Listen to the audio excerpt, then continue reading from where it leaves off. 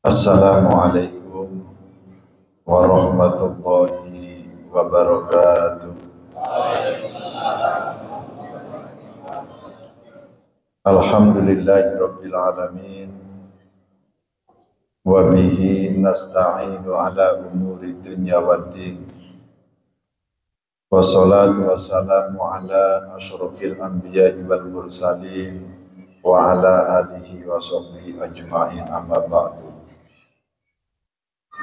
Hadirin kaum muslimin muslimat, jamaah sholat isya dilanjutkan dengan sholat tarawih yang sama-sama dirahmati Allah. Puji dan syukur marilah kita panjatkan kehadirat Allah Subhanahu wa ta'ala. Bersyukur sampai malam hari ini, detik ini, kita semua masih diberikan nikmat sehat panjang umur oleh Allah. Semoga kenikmatan yang terus Allah berikan kepada kita selalu gunakan untuk ibadah kepada Allah, dalam artian asna'u ala ni'amihi wa mahabbatuhu wal amalu bitta'ah. Selalu memuji atas nikmat yang terus menerus Allah berikan kepada kita. Wa mahabbatuhu, dan ada rasa cinta kita kepada Sang Maha Pemberi nikmat, yaitu Allah. Wal amalu bi taati, sehingga kita selalu mengamalkan, selalu menggunakan kenikmatan itu untuk taat dan ibadah kepada Allah. Salawat ma'asalam semoga senantiasa tercurahkan pada junjungan kita Nabi Agung Muhammad Shallallahu Alaihi Wasallam, juga kepada keluarga, para sahabat, dan juga umatnya yang senantiasa mengikuti ajarannya hingga yaumil kiamat. Hadirin hadirat hadani Allah wa iyyakum. Kalau kita berbicara jihad, kami teringat salah satu kisah, salah satu hikayat, yang mana hikayat ini terjadi pada tahun kedua Hijriah, di mana baginda Rasulullah Shallallahu Alaihi Wasallam mengumpulkan para sahabat umat Islam karena akan terjadi perang yang namanya perang Badar. Setelah dikumpulkan umat Islam ada 313, sedangkan musuhnya orang-orang kafir Quraisy itu kurang lebih 1000. Persenjataan umat Islam pada saat itu ya apa adanya. Sedangkan orang-orang kafir Quraisy sebelumnya sudah mempersiapkan. Artinya perang Badar Kubro yang terjadi, kalau secara logika tidak mungkin baginda Rasul dengan para sahabat dan bala tentaranya mampu mengalahkan mereka, orang-orang kafir Quraisy. Dilihat dari jumlahnya, dilihat dari persiapan ataupun alat perangnya, kalau secara logika tidak mungkin baginda Rasul dengan para sahabatnya mampu mengalahkan mereka. Tapi Allah berkehendak beda. Artinya sesuatu yang tidak mungkin menurut logika kita, menurut diri kita, itu bagi Allah mungkin saja. Sehingga singkat hikayat, singkat cerita, terjadilah perang Badar. Allah memberikan pertolongan kepada umat Islam, pada baginda Rasul, yang jumlahnya 313 mampu mengalahkan mereka orang-orang kafir Quraisy yang jumlahnya lebih banyak, yakni 1000. Setelah selesai terjadi peperangan, banyak umat Islam yang meninggal dunia. Para sahabat dipanggil oleh baginda Rasul. Setelah berkumpul para sahabat, baginda Rasul menyampaikan, wahai para sahabat, roja'na min jihadil asgor illa jihadil akbar. Baru saja kita kembali, baru saja kita pulang dari jihad yang kecil, kita akan menuju jihad yang besar. Padahal di tahun yang kedua itu perang yang paling besar.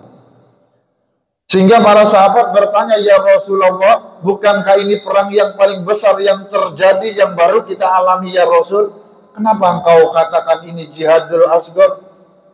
Kata baginda Rasul, perang yang baru saja terjadi, perang Badar, itu adalah perang kecil, jihad yang kecil. Kita akan menuju jihad yang besar. Para sahabat bertanya, ya Rasulullah, jihad apa lagi yang lebih besar daripada perang Badar ini ya Rasulullah? Baginda Rasul menjawab, wal mujahidu man jahada hawa.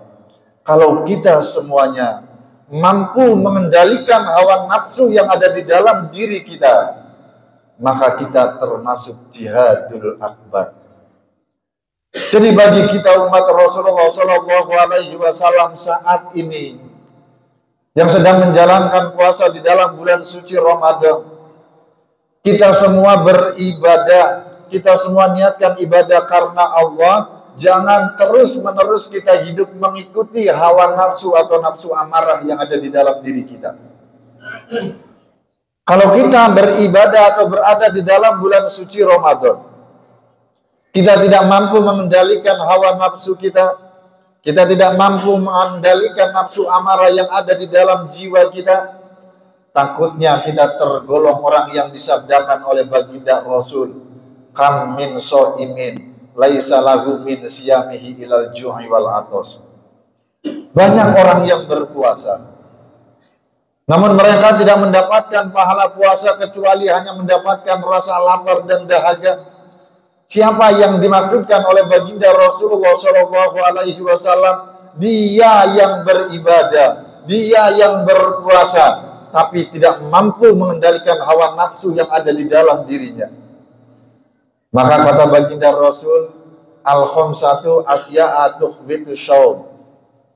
Ada 5 perkara, yang mana 5 perkara kalau terdapat di dalam diri kita, maka tukhbitu syaum, maka puasa kita pahalanya terhapuskan. Maka kita tidak akan mendapat pahala puasa. Puasa kita sah, tapi terhapuskan pahalanya. Yang pertama kata baginda Rasul, al-kadhibu, orang yang lisannya senantiasa berbohong. Orang yang kadhib, orang yang berbohong itu dorongan nafsu amarah sehingga dia senang dengan kebohongannya. Mungkin kalau 1 kali kita berbohong kepada seseorang, orang masih percaya kepada kita. 2 kali kita berbohong, terus-menerus kita berbohong, lama-kelamaan saudara-saudari kita, teman kita yang ketahui bahwa kita terus-menerus berbohong, mereka nanti tidak akan percaya lagi kepada kita, sekalipun ucapan kita itu jujur. Maka yang pertama kata baginda Rasul, orang yang terhapuskan pahala puasa, orang yang al-kadhib, orang yang bohong. Kemudian siapa lagi yang kedua kata baginda Rasul? Wal ghibatu, orang yang senang ghibah. Orang yang senang membicarakan aib saudaranya, orang yang senang mencari kekurangan tetangga dan juga saudara-saudarinya. Dia tidak menyadari bahwa sebaik-baik manusia pasti ada keburukannya, seburuk-buruk manusia pasti ada kebaikannya. Orang yang mampu jihad di jalan Allah, dia mampu mengendalikan hawa nafsunya, kemudian tertanam keimanan di dalam jiwanya. Dia akan lebih senang memperhatikan atau melihat kebaikan-kebaikan saudaranya. Dia tidak akan ghibah. Maka orang-orang yang senang ghibah, membicarakan, menggunjing kekurangan orang lain, dia tergolong orang yang didorong oleh nafsu amarahnya. Kemudian yang ketiga kata baginda Rasulullah, namimatu, namimah, orang yang senang mengadu domba. Tetangga kanan dengan tetangga kiri berantem gara-gara orang yang suka namimah. Tetangga belakang dengan tetangga depan berantem gara-gara orang yang suka mengadu domba. Maka orang-orang yang senang namimah, mengadu domba, ini orang yang belum mampu jihad di jalan Allah, belum mampu jihadul akbar, dia hidupnya masih dikuasai oleh nafsu amarahnya, sehingga dia terus-menerus mengadu domba, maka orang yang senang namimah, tukbitus shaum, pahala puasanya dihapuskan oleh Allah. Yang keempat, kata baginda Rasul, wal yaminu al-ghumus, orang yang senang dengan sumpah palsu. Sedikit-sedikit sumpah agar orang lain yakin. Padahal kalau kita umat Islam tertanam keimanan, wahafidil lisan, terjaga lisan kita, tanpa sumpah pun saudara kita akan percaya. Maka orang-orang yang senang dengan sumpah palsu, dia tergolong orang yang belum mampu mengendalikan hawa nafsunya, dia belum mampu jihadul akbar, maka dia tergolong orang yang terus mengikuti nafsu amarahnya, sehingga puasanya, pahalanya dihapuskan oleh Allah. Dan yang kelima adalah an-nadharu bisahwat, melihat dengan syahwat. Ini termasuk dorongan nafsu.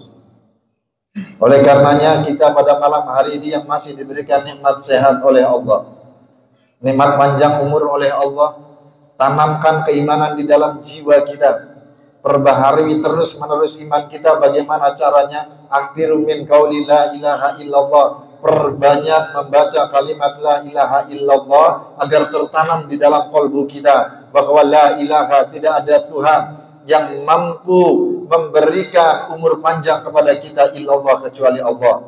Tidak ada Tuhan yang mampu mengabulkan doa-doa kita illallah, kecuali hanya Allah. Sampai tumbuh rasa cinta kita kepada Allah. Kalau sudah tertanam rasa cinta kita kepada Allah, Allah akan memberikan pertolongan kepada kita.